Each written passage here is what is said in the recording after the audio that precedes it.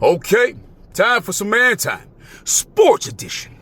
Hey, Eric Spoelstra, Pat Riley, Mickey Arison, congratulations on the Giannis move. I like the acquisition of Giannis and Bobby P, but I hate the package though.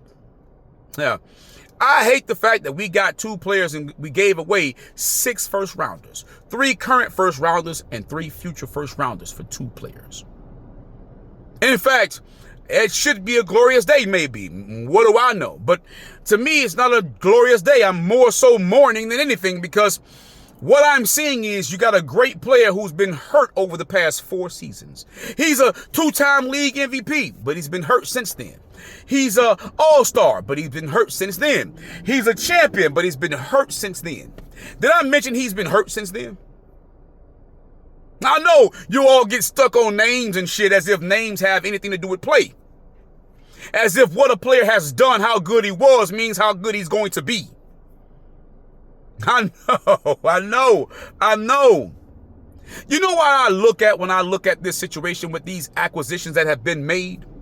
I look at the fact that the Miami Heat hasn't had a center since Hassan Whiteside. For some strange reason, centers are like Pat Riley's kryptonite. Yeah, they're Pat Riley and Eric Spoelstra's kryptonite. We had Hassan Whiteside. And then before Hassan Whiteside, they had Bosh, who's really not a center. So as opposed to Bosh really being able to be used and utilized in the ways that best suit him, they put him at center, which slowed down his scoring. I know. Maybe had they gone to get a center other than Joel Anthony and Chris Anderson, someone who can play in big games against big centers and not be oversized and outmatched, someone who can actually score as well as rim protect, like the other teams who were beating us did. As opposed to just relying on 2 motherfuckers, 3 motherfuckers to shoot. Stand in the corner, and when you get open, I'm going to pass it to you. When the teams that were beating you were swinging that bitch. Swing, swing, swing, swing, you shoot, boom. Swing, swing, you shoot, boom. Swing, swing, swing, move, move, swing, swing, you shoot, boom. Yeah. That ain't Pat Riley and Mickey Arison and Eric Spoelstra's game plan.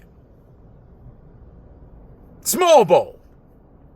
Wear down your team and beat them up the way they did Bam when we went to the finals a couple times.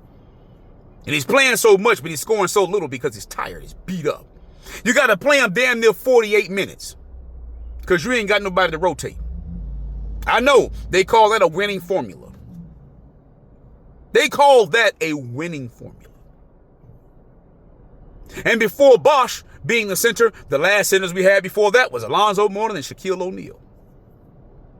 Most people don't realize because they won the championship that Shaq was beyond his prime. When he left the Heat, he didn't go do much of anything. A couple years later, he was out of the league. Alonzo Mourning retired. Gary Payton left and he didn't do much of anything. Most of those old heads that left didn't go do much of anything. They were shortly out of the league. Which means those young dudes, those young studs, those young pups, Dwayne Wade led, won you that championship. I know.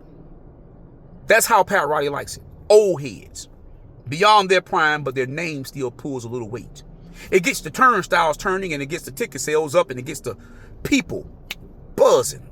It gets the fan base reinvigorated. But you see what happened when they went up against Dallas Mavericks? When they went up against a complete Spurs team? And the main guy, LeBron James, started cramping up? Yeah. You don't have nobody else to go to. That means all your shit fall apart? That's not winning culture. You see, we call winning culture what we do for the gym. Basic training. Boot camp. We cannot be the conditioners of the fucking NBA, but not the player developers. And that's the Miami Heat. So yeah, the turnstiles are going to turn, the ticket sales are going to rise, and people are going to be buzzing. But championship will not. And you know what's going to happen in 2 or 3 years? The same motherfucker's going to be on the move again, just like Jimmy Butler. Until Pat Riley stops doing Pat Riley shit. Comes up with another formula. Build your team the way OKC did. Build your team the way the Spurs always do.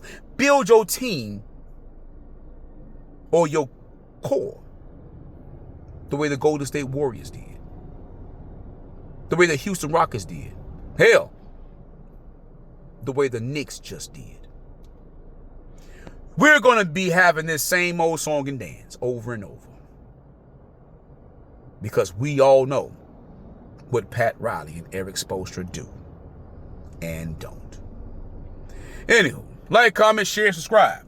Let's get the conversation started. Maybe I'm tripping. Maybe I'm off my rocker. Maybe I've been looking at Miami Heat games for so long that somehow, some way, I'm getting it confused. But if I am, let me know. Because I, too, would like to have a joyous occasion with you. And until next time, man time out.